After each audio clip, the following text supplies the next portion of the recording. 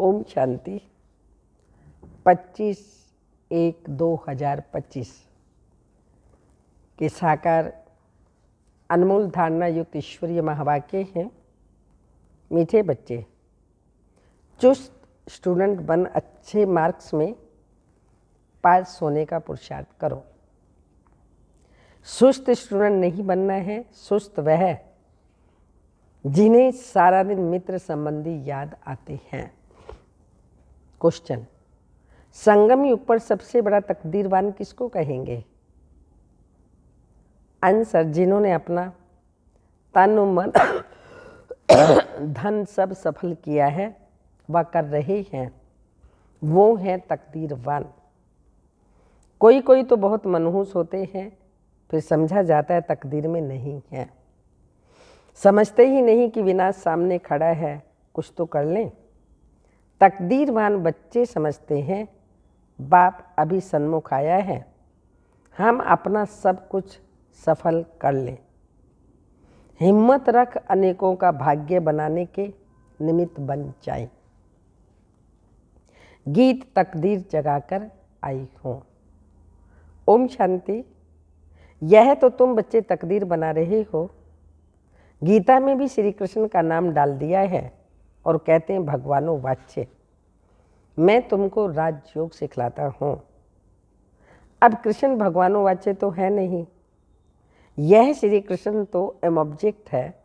फिर शिव भगवानों वाच्य है कि मैं तुमको राजाओं का राजा बनाता हूँ। तो पहले जरूर प्रिंस कृष्ण बनेंगे, बाकी कृष्ण भगवानों वाच्य नहीं है। कृष्ण तो तुम बच्चों की एम ऑब्जेक्ट है। ये पाठशाला है, भगवान पढ़ाते हैं। तुम सब प्रिंस प्रिंसेस बनते हो, पढ़ाई से प्रिंस प्रिंसेस बनते हो। बाप कहते हैं बहुत जन्मों के अंत के भी अंत में मैं तुमको ये ज्ञान सुनाता हूँ।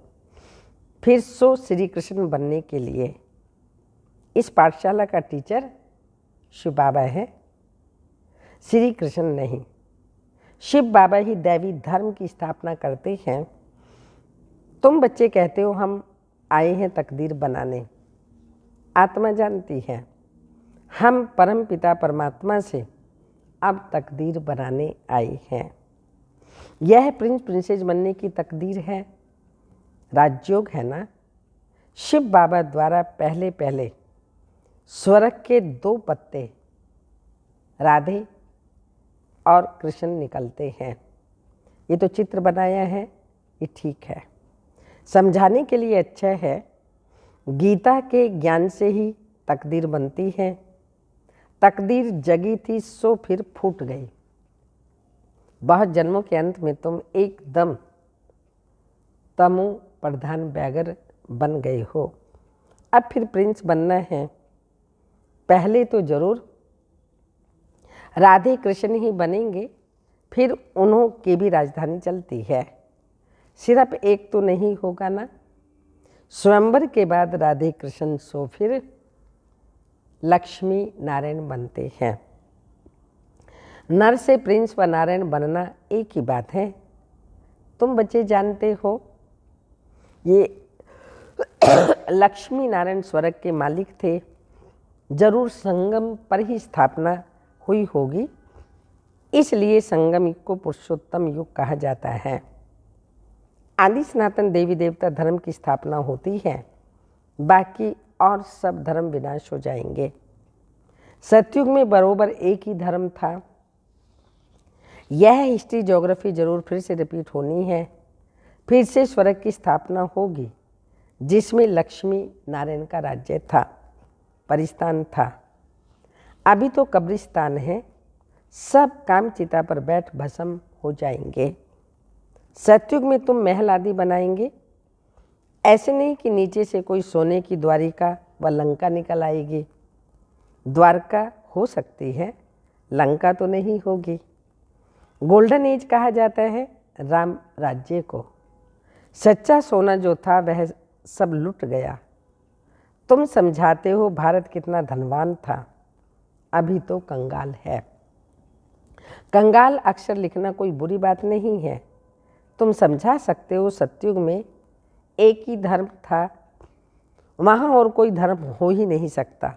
कहीं कहते ये कैसे हो सकता है, क्या सिर्फ देवी देवताएं ही होंगे? अनेक मत मतांतर है, एक न मिले दूसरे से। कितना वंडर है, कोई क्या कहता है, कोई क्या कहता है। इसलिए बाबा ने कहा कितने मन मतांतर हैं, कितने एक्टर्स हैं। अभी स्वर्ग की स्थापना हो रही है। हम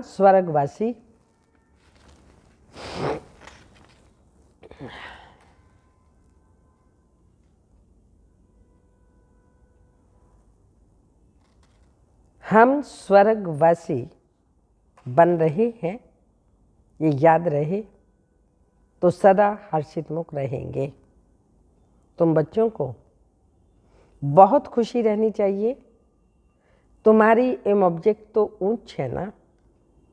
हम मनुष्य से देवता स्वर्गवासी बनते हैं, यह भी तुम ब्राह्मण ही जानते हो कि स्वर्ग की स्थापना हो रही है। यह भी सदैव याद रहना चाहिए। परंतु माया घड़ी घड़ी भुला देती है। तकदीर में नहीं है, हाँ, तकदीर में नहीं है तो सुधरते नहीं। झूठ बोलने की आदत आधा कल्प से पड़ी हुई है, वह निकलती नहीं है। झूठ को ही खजाना समझ रखते हैं, छोड़ते नहीं। तो समझा जाता है इनकी तकदीर ऐसी है। बाप को याद नहीं करते। याद भी तब रहे जब पूरा ममत निकल जाए, सारी दुनिया से वैराग्य। मित्र संबंधियों आदि को देखते हुए जैसे कि देखते ही नहीं, जानते हैं ये सब नरकवासी कब्रिस्तान है, कब्रिस्तानी है, ये सब खत्म हो जाएंगे। अब हमको वापिस घर जाना है। इसलिए सुखधाम शांति धाम को ही याद करते हैं। हम कल स्वर्गवासी थे, राज्य करते थे, वह गंवा दिया, फिर हम राज्य लेते हैं। तो बच्चे समझते हैं भक्ति मार्ग में कितना माथा टेकना, पैसा बर्बाद करना होता है। चिल्लाते ही रहते हैं, मिलता तो कुछ भी नहीं। आत्मा पुकारती है, बाबा आओ सुखधाम में ले चलो। सो भी जब अंत में बहुत दुख होता है तब याद करते हैं। तुम देखते हो अभी ये पुरानी दुनिया खत्म होनी है, अभी हमारा अंतिम जन्म है। इसमें हमको सारी नॉलेज मिली है, नॉलेज पूरी धारण करनी है। अर्थक्वेक आदि अचानक होती है ना। हिंदुस्तान पाकिस्तान के पार्टीशन में कितने मरे होंगे, तुम बच्चों को शुरू से लेकर अंत तक सब मालूम पड़ा है। बाकी जो रहा हुआ होगा वह भी मालूम पड़ता जाएगा। सिर्फ एक सोमनाथ का मंदिर सोने का नहीं होगा, और भी बहुत महल मंदिर आदि होंगे सोने के। फिर क्या होता है, कहाँ गुम हो जाता है? क्या अर्थक्वेक में ऐसे अंदर चले जाते हैं? सो निकलते नहीं, अंदर सड़ जाते हैं आदि आदि। क्या होता है आगे चल तुमको सब पता पड़ जाएगा। कहते हैं सोने की द्वारका चली गई। अभी तुम कहेंगे ड्रामा में वह नीचे चली गई, फिर चक्र फिरेगा तो ऊपर आएगी। सो भी फिर से बनानी होगी। ये चक्र बुद्धि में सिमरन करते बड़ी खुशी में रहना चाहिए। यह चित्र तो पॉकेट में रख देना चाहिए। ये बैज बहुत सर्विस लाइक है, परंतु इतनी सर्विस कोई करते नहीं। तुम बच्चे ट्रेन में भी बहुत सर्विस कर सकते हो, परंतु कोई भी कभी समाचार लिखते नहीं कि ट्रेन में क्या सर्विस की। थर्ड क्लास में भी सर्विस हो सकती है। जिन्होंने कल्प पहले समझा है, जो मनुष्य से देवता बने हैं वही समझेंगे। मनुष्य से देवता गाया जाता है, ऐसे नहीं कहेंगे मनुष्य से क्रिश्चियन व मनुष्य से सिख, नहीं, मनुष्य से देवता देवता बने, अर्थात आदि सनातन देवी देवता धर्म की स्थापना हुई। बाकी सब अपने अपने धर्म में चले गए। झाड़ में दिखाया जाता है फलाने फलाने धर्म फिर कब स्थापन होंगे। देवताएं हिंदू बन गए, हिंदू से फिर और धर्म में कन्वर्ट हो गए। वह भी बहुत निकलेंगे जो अपने धर्म कर्म को छोड़ दूसरे धर्मों में जाकर पड़े हैं, वो निकल आएंगे। पीछे थोड़ा समझेंगे तो प्रजा में आ जाएंगे। देवी देवता धर्म में सब थोड़ी आएंगे, सब अपने अपने सेक्शन में चले जाएंगे। तुम्हारी बुद्धि में यह सब बातें हैं, दुनिया में क्या क्या करते रहते हैं, अनाज के लिए कितना प्रबंध रखते हैं, बड़ी बड़ी मशीनें लगाते हैं, होता तो कुछ भी नहीं। सृष्टि को तमो प्रधान बनना ही है, सीढ़ी नीचे उतरनी ही है। ड्रामा में जो नूंद है वो होता रहता है, फिर नई दुनिया स्थापन होनी ही है। साइंस जो अभी सीख रहे हैं थोड़े वर्ष में बहुत होशियार हो जाएंगे, जिससे फिर वहाँ बहुत अच्छी अच्छी चीज़ें बनेंगी। स्वर्ग में यही साइंस काम आएगी, अच्छी अच्छी चीज़ें बनेंगी। ये साइंस वहाँ सुख देने वाली होगी। यह सुख तो थोड़ा है, दुख बहुत है। इस साइंस को निकले कितने वर्ष हुए, आगे तो यह बिजली गैस आदि कुछ भी नहीं था, अभी तो देखो क्या हो गया है। वहाँ तो फिर सीखे सिखाई चलेंगे, जल्दी जल्दी काम होता जाएगा। यहाँ भी देखो मकान कैसे बनते हैं, सब कुछ रेडी रहता है, कितनी मंजिल बनाते हैं। वहाँ ऐसे नहीं होगा, वहाँ तो सबको अपनी अपनी खेती होती है, टैक्स आदि कुछ नहीं पड़ेगा। वहाँ तो अथाह धन होता है, जमीन भी ढेर होती है। नदियाँ तो सब होंगी, बाकी नाले नहीं होंगे जो बाद में खोदे जाते हैं। तो बच्चों को अंदर में कितनी खुशी रहनी चाहिए। हमको डबल इंजन मिली हुई है, पहाड़ी पर ट्रेन को डबल इंजन मिलती है। तुम बच्चे भी अंगुली देते हो ना, तुम हो कितने थोड़े, तुम्हारी महिमा भी गाई हुई है। तुम जानते हो हम हैं खुदाई खिदमतगार, श्रीमत पर खिदमत सेवा कर रही हैं। बाबा भी खिदमत करने आए हैं। एक धर्म की स्थापना अनेक धर्मों का विनाश करा देते हैं। थोड़ा आगे चलकर देखेंगे, बहुत हंगामे होंगे। अभी डर रहे हैं कहाँ लड़कर बम्स ना चला दें। चिंगारी तो बहुत लगती रहती है, घड़ी घड़ी आपस में लड़ते रहते हैं। बच्चे जानते हैं पुरानी दुनिया ख़त्म होगी ही, फिर हम अपने घर चले जाएंगे। अभी 84 का चक्र पूरा हुआ, सब इकट्ठे चले जाएंगे। तुम्हारे में भी थोड़े हैं, घड़ी घड़ी याद जिनको घड़ी घड़ी याद रहती है। ड्रामानुसार चुस्त और सुस्त दोनों ही प्रकार के स्टूडेंट हैं। चुस्त स्टूडेंट अच्छी मार्क्स में पास हो जाते हैं, सुस्त जो होगा उनका तो सारा दिन लड़ना झगड़ना ही होता रहता है। बाप को याद नहीं करते, सारा दिन मित्र संबंधी बहुत याद आते रहते हैं। यहाँ तो सब कुछ भूल जाना होता है। हम आत्माएं हैं, ये शरीर रूपी दुम लटका हुआ है। हम कर्मातीत अवस्था को पालेंगे, फिर यह दुम छूट जाएगा, यही फिक्र है। कर्मातीत अवस्था में जाएं, ये शरीर खत्म हो जाए, हम श्याम से सुंदर बन जाएं। मेहनत तो करनी है ना। प्रदर्शनी में भी देखो कितनी मेहनत करते हैं। महेंद्र भोपाल ने कितनी हिम्मत दिखाई है। महेंद्र भाई साहब थे भोपाल में, अकेला कितनी मेहनत से प्रदर्शनी आदि करते हैं। मेहनत का फल भी तो मिलेगा। एक ने कितनी कमाल की, कितनों का कल्याण किया, मित्र संबंधियों आदि की मदद से कितना काम किया, कमाल है। मित्र संबंधियों को समझाते हैं ये पैसे आदि सब इस कार्य में लगाओ। रख कर के क्या करेंगे? सेंटर भी खोला है हिम्मत से, कितनों का भाग्य बनाया है। ऐसे 5-7 निकले तो कितनी सर्विस हो जाए। कोई कोई तो बहुत मनहूस होते हैं, फिर समझा जाता है इनकी तकदीर में नहीं है। समझते नहीं विनाश सामने खड़ा है, कुछ तो कर लें। अभी मनुष्य जो दान करेंगे ईश्वर अर्थ कुछ भी मिलेगा नहीं। ईश्वर तो अभी आया है स्वर्ग की राजाई देने। दान पुण्य करने वालों को कुछ भी मिलेगा नहीं। संगम पर जिन्होंने अपना तन मन धन सब सफल किया है वह कर रहे हैं, वह है तकदीरवान।